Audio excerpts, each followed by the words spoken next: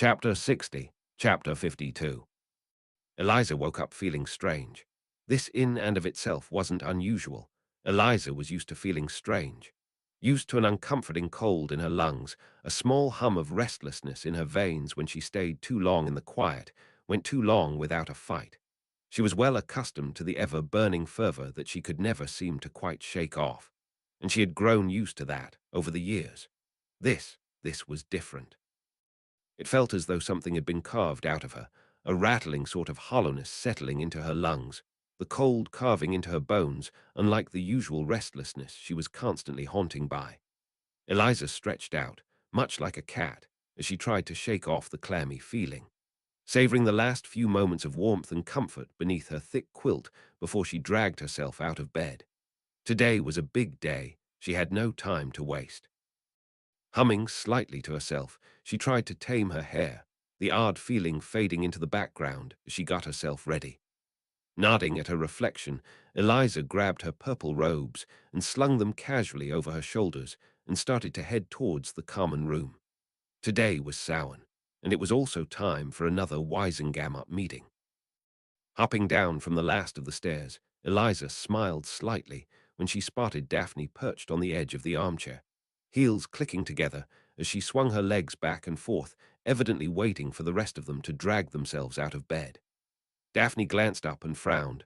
"I thought you would have hijacked Severus, flew by now," she joked, and Eliza gave a little shrug, ignoring how her limbs shifted oddly with the movement, as though she weren't fully attached to them.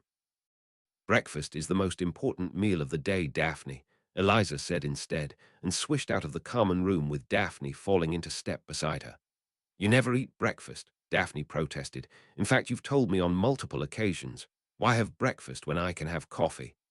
"Well, now I can have both breakfast and coffee," she returned without missing a beat. "Aren't you proud of me? I've turned over a new leaf. Had it always been so cold in these corridors?" Eliza burrowed a little further into her cloak. "You're not turning over a new leaf, though," Daphne said before jumping in front of her slightly so she could point an accusatory finger in Eliza's face. "You're scheming." "I'm not scheming." Eliza cut in immediately, but reconsidered her words when she was met with dead silence. "I'm just making a public appearance." Daphne let out a startled laugh. Leaning heavily on Eliza's shoulder as they approached the great hall, "You're pulling a publicity stunt in your own school." She choked out through her laughter. "Oh, that's gold." "Shut up," Eliza retorted maturely as they slipped into the hall, nodding at Granger when she spotted the girl across the hall also wearing her Wisengamot robes. There was already a buzz in the hall. It wasn't often a Hogwarts student actually took up the mantle and claimed seats on the Wisengamot. And the fact that Granger, a Muggle-born, was now also on the council was causing quite a stir. Between them, and whatever trouble Tom managed to cause, it was going to turn into a rather eventful morning. "What are your plans for the day?" Eliza asked as they walked towards their seats, and Daphne smiled brightly as they slipped onto the bench, waving at the few other Slytherins at the table. "Susan stole some pumpkins. We're going to carve them in the Hufflepuff Commons." "How domestic," Eliza drawled, and Daphne shot her a conspiratorial grin. "We're then breaking into the Gryffindor common room and hiding them all over the place." Eliza couldn't help but grin back. "Brilliant." Daphne shook her head with a laugh and started serving herself breakfast, keeping a judgmental eye on Eliza when she made no move to get any food herself. "And are you actually having breakfast?"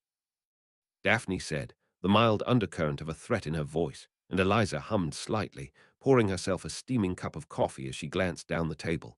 She wondered when Susan was going to steal Daphne away. She was quite scary in the mornings. "Pancakes," Daphne suggested, and Eliza narrowed her eyes slightly. "With strawberries on top." "With strawberries on top," Daphne agreed, and Eliza let an easy smile slip onto her face, forgetting all about the strange feeling she had woken with. Daphne and a handful of strawberries. There was nothing in the world that combination couldn't fix. Eventually, the rest of her court piled in. Blaze bounded into the hall with Draco and Theo trailing after him. Theo had his head buried in a book, trusting Draco to guide him through the slowly filling up corridors. They all paused, however, when they saw Eliza sitting there in her Wisengamot robes. "Please say my father will be in one piece by the end of this meeting," Draco said, making himself a cup of tea as they all settled in at the table, and Eliza scoffed. As if Narcissa would let anything happen to him, no one could argue with that one. Eliza understood why Sirius never took up his place on the mantle. These Wisengamot sessions were so dull. Eliza would even go as far as to say that Umbridge's defense lessons were more entertaining than this current session. At least in the classroom she could cause chaos, but here she had no choice but to be on her best behavior. Lucius was sat a few seats across from her, a remarkably empty expression on his face, which told her just how bored he truly was. Burke was rambling on about some inane droll matter that no one gave a damn about that would be dismissed soon, and Eliza traded commiserating looks with Tom. The past several minutes she had been, in vain, attempting to banish his shoelaces, but either her spells weren't getting through or he was superstitiously deflecting them. Granger was sat a little way away, ardently paying attention. Eliza had no idea how she did. When the motion was called to dismiss Burke's rambling plea, something about tariffs on the Diagon Alley entrance, Eliza was one of the first to raise her wand, practically everyone else following suit, and Burke sat down grumbling to himself. Glancing through her papers, Eliza breathed a sigh of relief when she saw they had only one more matter to debate for the day. Being trapped in the stuffy meeting hall had done nothing to ease her agitated mood, and she honestly couldn't wait to get back to her court. Maybe she and Draco could play some Quidditch. Well, Scrimgeour's gruff voice cut through the room. Eliza really didn't think he had long as minister. I believe we're now almost done for the day. That is if Lord Gaunt has no more ridiculous ideas to impose on the school board. Lord Smith drawled sharply, and Eliza felt herself perk up slightly. Now this at least would be interesting. Tom tilted his head slightly, lazily examining the old wizard from across the room. I would hardly call a suggestion and imposition, Lord Smith, much like how I would hardly call a wizarding heritage class ridiculous. Eliza could see how badly he wanted to snark back at the man, but they both knew this wasn't the time. They had no need to tear their enemies apart when they were sure to do it themselves. It's a ludicrous idea, Lord Smith said, slightly red in the face, as he seemed to prepare himself to launch on another tirade before he was interrupted. The interruption itself wasn't that surprising. What was surprising was that he had been interrupted than none other than the perpetual goody two-shoes, righteous Gryffindor, Hermione Granger. Actually, I think you'll find that the already established Wizard Heritage Club has been a massive success. She cut in smoothly, glancing at Eliza slightly, who was already smiling at the girl. And all of us who are aware of Lord Gaunt's campaign in Hogwarts are quite thankful. It doesn't take long for the arguments to break out after that. Lord Smith is right, Lady Abbot scoffed. Ever the constant nuisance, this club, these ploys, filling our children's head with nonsense. Taboo subjects we left behind long ago. I fear your memory is failing you, Lady Abbot. Lucius cut in lowly. As far as I recall, it wasn't that long ago. In fact, he began lightly, with all the mischief of someone who had been spending far too much time with Sirius. As I recall, haven't you been a long-term attendant of the Malfoy Yule Ball? Lucius let out a false little cough, waving his hand distractedly as he simpered. Oh, sorry. I meant weren't you a long-term attendant of dark and taboo practices? Eliza truly couldn't resist chiming in. Merlin forbid she let Lucius Malfoy incite greater outrage than she did. And what exactly are you calling nonsense? Our heritage, our history. The arguing around Eliza ceased as they all turned to listen to her. The legacy we all have a duty to carry and keep alive isn't what I would call ridiculous, she finished dryly, and it didn't take long for someone to lose their temper. Lord Smith snarled slightly, red in the face as he rounded on Eliza. You know that isn't what we're referring to. You know exactly what we're talking about, dark and dirty traditions. And you know this is what the classes discuss. How, Lord Smith? Tom drawled, quirking a dark eyebrow as he quelled the rising argument, commanding attention. Lord Smith spluttered, and Eliza smirked faintly. Between her and Tom, they had certainly made this a Wisengamot session worth attending. Miss Granger, Tom said suddenly, turning to face the girl, it is common knowledge that you and Lady Potter helped to found this club. Would you be able to enlighten on, say, what you are currently studying? Granger, to her credit, didn't balk at the situation at all. Currently, we're teaching all Muggle-raised students who attend about the ancestral manners and the sacred 28, and how that in turn has affected our society today. She explained calmly, and murmurs rose at her words. That's common knowledge, Lady Longbottom said scathingly, and Eliza snorted derisively. It's not. Not if you're Muggle-raised, which is why Lord Gaunt is correct when he says we need it as a mandatory class. More arguing arose from her proclamation, more accusatory claims thrown their way, and yet more and more people rallied in their defense as well, chaos rippling through the chamber. Merlin, she hadn't even mentioned the Sabbaths yet, and they were already acting like this. Eliza was tempted to mention including them in the curriculum, just to see what would happen, but she held her tongue. Had to bide their time. The arguing ceased when Scrimgeour shot sparks into the air above them, grabbing everyone's attention as they fell silent. You are treading a fine line, Lord Gaunt, Lady Potter, he warned, and Eliza allowed a smile to slip onto her face that was just too sharp to be considered pleasant as she turned slightly to face the man. Ah, yes, she said delicately, pretending she didn't see the despairing Lucius or the grinning Tom across from her. We should move on to the actual issues at hand. What's left to discuss today? The width of cauldron bottoms. All in all, Eliza would say it's been a very productive meeting. Nothing quite says getting things done like sowing the seeds of chaos. Eliza glanced away from Rita Skeeter when she caught sight of Tom walking towards her across the crowd. The meeting had been dismissed, and Skeeter had immediately sought her out, craving a good story and good money that Eliza was more than happy to provide. Bidding the blonde goodbye, Eliza turned away from the journalist, meeting Tom halfway across the room, greeting him with a small smile. I'd say that went well, wouldn't you? She said as they came to a stop in a corner of the bustling room. Tom raised an eyebrow, glancing down at her. I suppose if your definition of well was inciting a near-on brawl in the middle of a Wisengamot session, then yes, I suppose it went well. Ah, you'd be bored without me. Eliza shot back with a grin, with only Lucius to keep you company. They both took a moment to grimace at that, the thought of being trapped in a room full of Lucius. King of company, Tom proclaimed, something leading in his voice that had Eliza glancing at him curiously. It is Samhain, little star. That it is, Eliza agreed, drawing out the game between them. Us Slytherins should be celebrating at Hogwarts, actually. Or Tom jumped in immediately. You could come back with me. We could catch up, celebrate together. There was a silence as Eliza returned his even stare. She had planned something at Hogwarts, but she couldn't deny that she was sorely tempted by Tom's offer. It was Samhain, after all. Didn't she deserve to break some rules? Tom grinned as if he knew the second she had decided to agree, and Eliza couldn't help but return his smile with a small shake of her head. Fishing her wand from its holster, Eliza gripped it easily in her hand, ignoring Tom's curious look.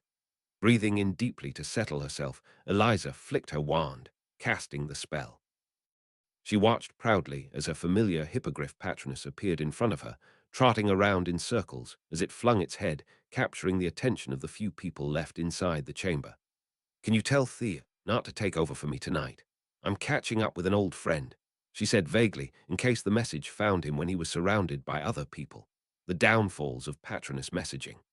Well then, little star, Tom said brightly as he practically bounded over to the flue, shall we? We shall, Eliza returned, smiling at his barely concealed excitement as she joined him in front of the flue. You best catch me on the other side, though.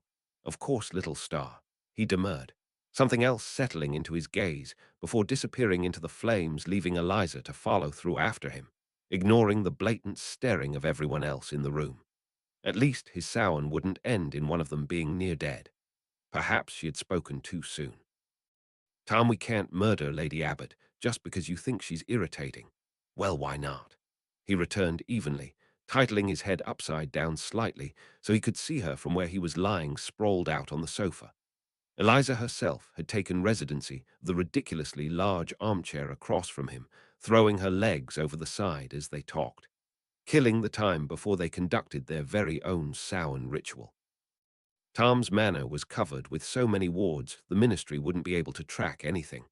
Eliza opened her mouth before shutting it with a soft click.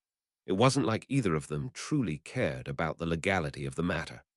Remus would be very disappointed, Eliza said instead, and Tom rolled his ruby-red eyes.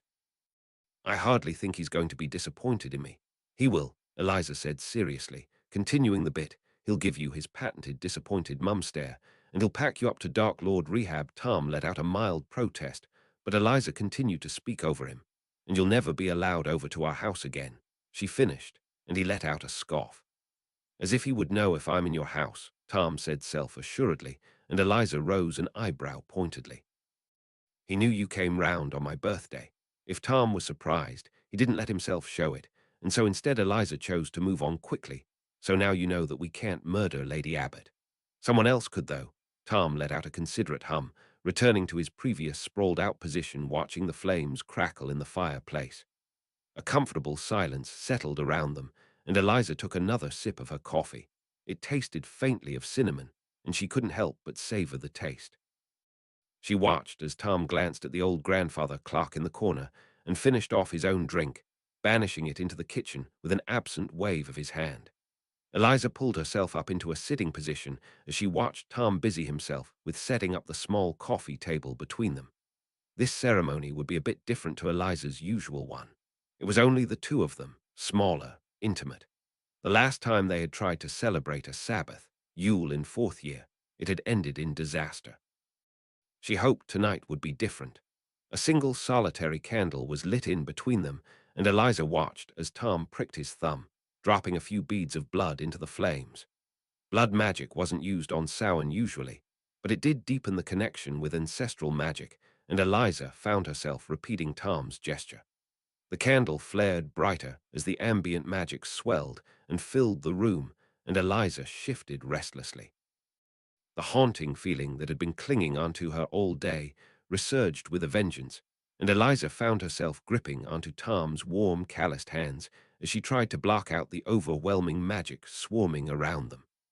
No other Samhain ritual had ever felt like this, and Eliza felt herself take in deep, shuddering breaths as the cold encompassed her. She was only vaguely aware of Tom across from her now, the weight of his hands on hers and his distant voice, but soon even that was pulled away, and Eliza was being drawn down, and the fogginess left her. The strange feeling that had been gripping onto her all day suddenly eased, as if she had finally found peace, if only for this brief respite. Eliza tried to shake herself out of her thoughts, opening her eyes only to pause with the movement. She didn't have any eyes to open. In fact, Eliza couldn't sense her body at all. She was here, wherever here was, and she was tangible, but there was nothing there. Just darkness, a rolling darkness that surrounded her from all sides, pressed down and encompassed her until there was nothing left. A darkness that wasn't quite darkness, a life that wasn't quite living. Hello, 1,000 voices, one voice, all-consuming and unavoidable. It pressed at her from every angle, echoed from inside her mind, rattled her non-existent bones as the deep voice spoke.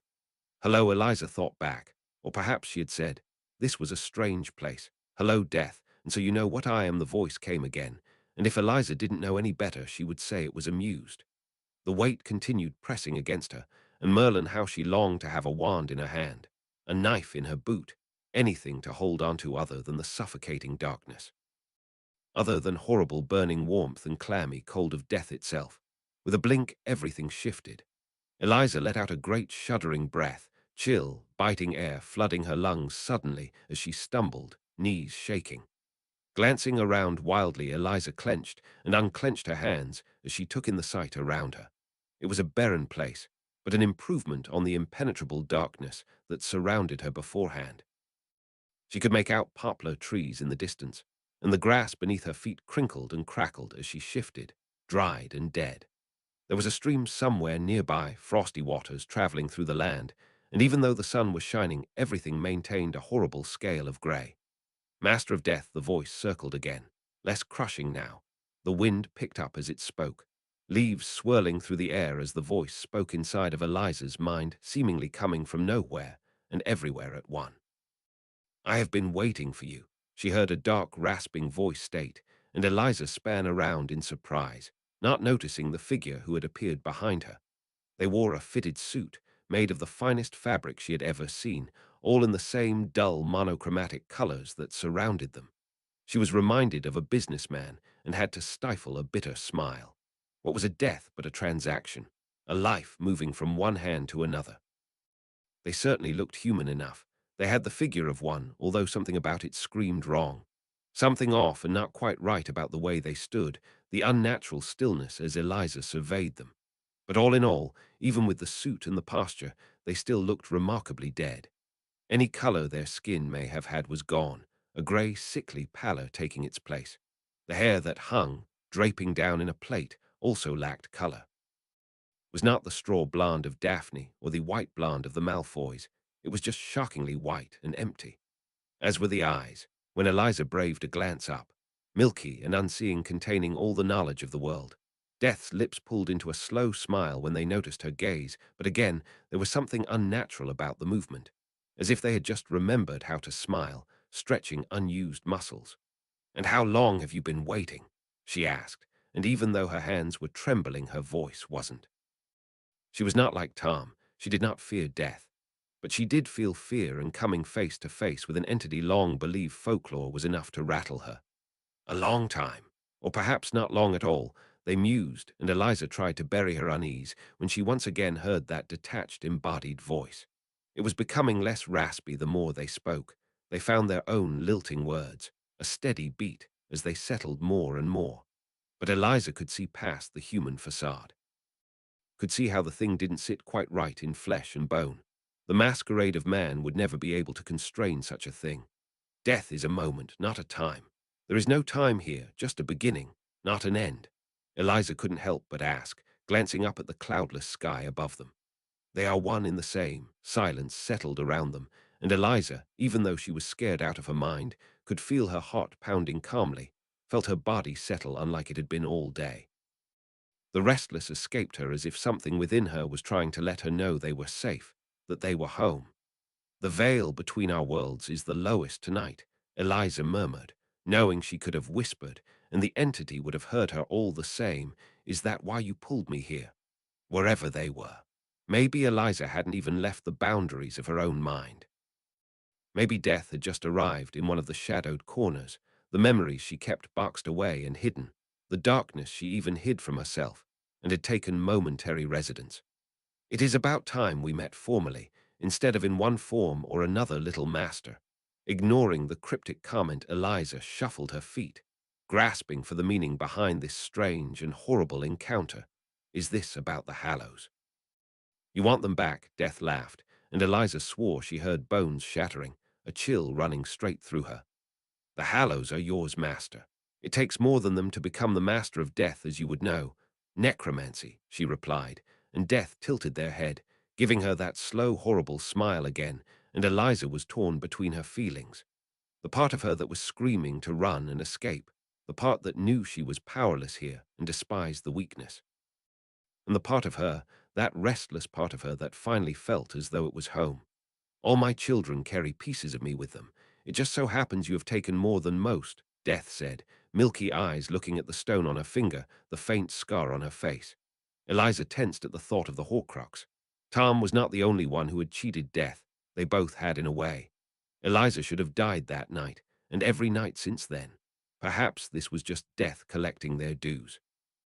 As though they could sense Eliza's thoughts, Death let out another laugh. This time, she didn't hear bones shattering or the snap of broken branches. Instead, she was reminded of wind chimes, of dawn break, new beginnings. "Little master, I would not trouble yourself with such things." And emboldened by the strange peace that had settled within her, Eliza rocked forward on her heels, staring up at Death as she asked why. "You are death itself. Surely you're scorned when we attempt to evade you." A stillness hung in the air, the quiet between a first breath and a last, before Death began to speak. "I am many things." They began slowly and haltingly, as if they were learning how to speak, how their tongue moved to form the words and vocal cords push out sound, as if they were learning to be human. "But mostly I am a collector. I collect bright lives and short lives. I collect long and struggling ones. Some are tired and weary, and some are still bright and hopeful. Some are full of everything in between, a soldier full of patriotic hope, a widower full of longing. I collect emperors and peasants, and you cannot tell the difference. Do you know who I treasure the most?" Death asked, voice as loud as a whisper, and Eliza couldn't help but lean in further as the last remnants of her unease slipped away. I treasure cheaters, those like Tom Riddle and all those who came before in one way or another. They are flighty things, and they live so very brightly. Loud and sharp and vicious, they live and thrive and run, and I will catch up eventually, for I am inevitable. But Death paused and gave a smile, and if Eliza ignored the pallor of their skin, or the blue tinge to their lips, or the strange darkness that shifted behind their eyes, she would almost say it was natural. Why should we not have fun before that point?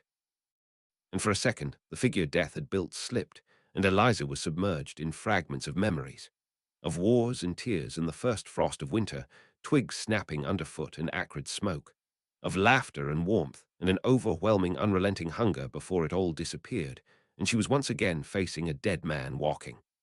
I am inevitable, they repeated, giving a barely their ghost of a smile. But not for you, little master. Enjoy your run. And then everything fell away. Eliza heaved a gasp, air rushing through her as she tried to remember how her lungs were supposed to work. Her breathing was coming in quick pants as she struggled, surroundings a blur around her. She could hear something, feel someone near her, but everything felt muddled, and Salazar, how was she so cold? Eliza. She heard someone call, warm hands circling her own. If you can hear me, can you squeeze my hand, please? The small action took far too much strength, but the person, Tom, let out a relieved sigh, and so Eliza thought it was worth it. It was still hard to breathe, and she was still very cold, but she could feel herself calming down as Tom rubbed soothing circles into her palm, grounding her in reality. Eventually, she opened her eyes. Tom had moved them from the table into his room, and the both of them were sat on his plush bed.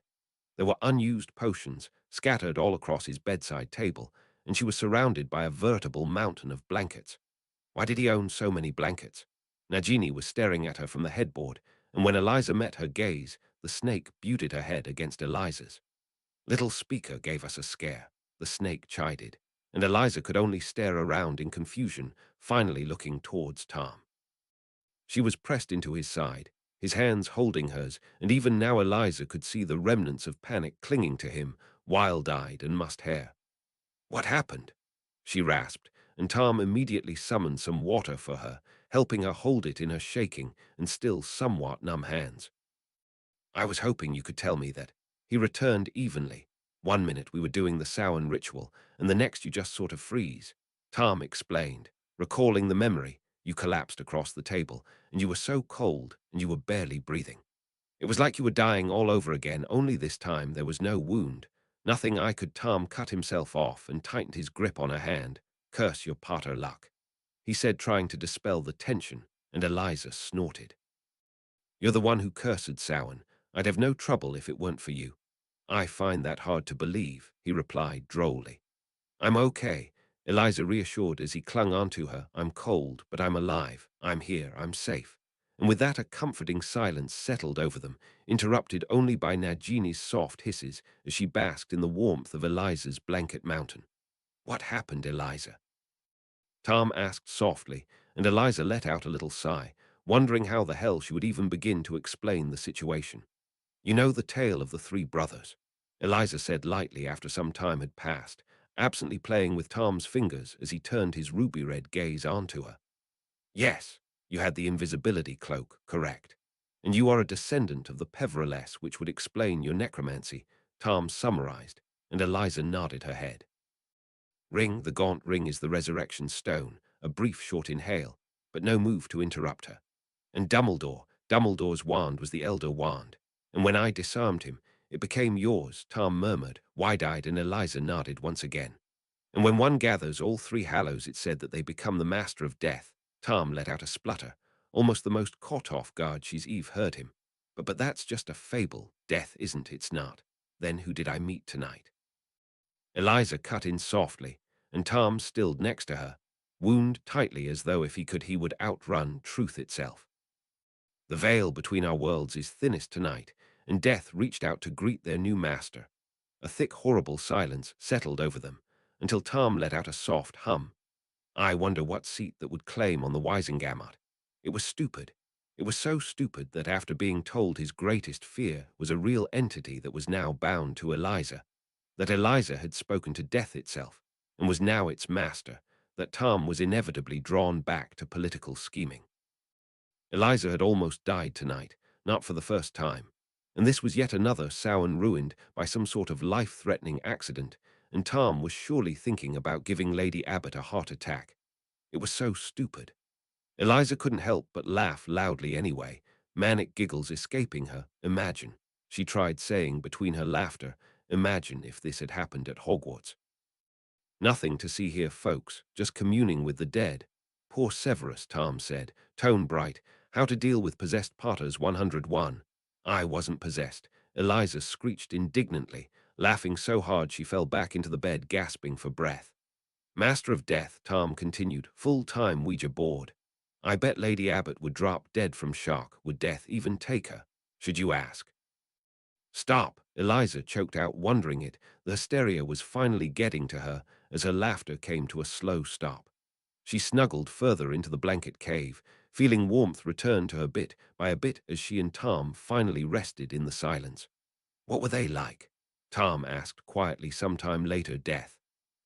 Eliza let out a small, considering hum, twisting slightly so she could poke her head out of her blanket cave and see Tom. Overwhelming, creepy, horribly cryptic. Take your pick. Other than that, Eliza continued seeing how Tom didn't look particularly comforted. They were quite friendly. If Eliza had been hysterically laughing earlier, she had nothing on Tom now. His pealing laughter filled the room, and any words he tried to communicate were swallowed by his breathless laughter. He slumped against the headboard, face flushed and eyes filling with tears as he laughed. Only you, he choked out, only you would meet death itself and call it friendly, he managed to say before a whole new round of contagious laughter began. What's that supposed to mean? Eliza didn't quite know when she dozed off, but she must have as she awoke blearily some time later. It wasn't yet dawn. The early hours of autumn morning where there was nothing but darkness and the distant sounds of birds. Shuffling out of her blanket cave, Eliza tried to find anything that may have woke up only to spot Tom. He was on the other side of the ridiculously large bed, as far away from her as he could get. He was twitching slightly in his sleep, face pale and clammy, and Eliza felt confusion wash over her, any coherency lost in her sleepy days. Nagini shifted on the headboard, and Eliza turned to look at her, casting a questioning look over at Tom. Master sometimes gets nightmares, Nagini explained, hissing almost inaudibly. He does not wake no matter what you do. Go back to sleep, little speaker. Eliza felt pity fill her. She knew how bad nightmares could be. She was thankful that tonight of all nights she had been blessed with a dreamless sleep. The perks of communing with death itself, a sleep so deep that not even the dead would wake. She was sure it would hit her later, much later, the enormity of what had transpired tonight, but all she could think of right now was the warmth the blankets provided, the happiness that came with finally feeling safe, and a desire to share that feeling. Humming slightly to herself, Eliza sacrificed 2 blankets off her pile, throwing them over Tom's body, and smiled slightly when he stopped shaking. And in those early hours of morning, when nothing was quite real and near on anything was possible, there was only Nagini to see Eliza reach out and hold Tom's hand in hers and hear as his whimpers instantly quelled. Sleep made her eyes heavy, and when she curled up again amongst the blankets already halfway towards sleep, she heard the echoes of death's voice in her mind. Enjoy your run.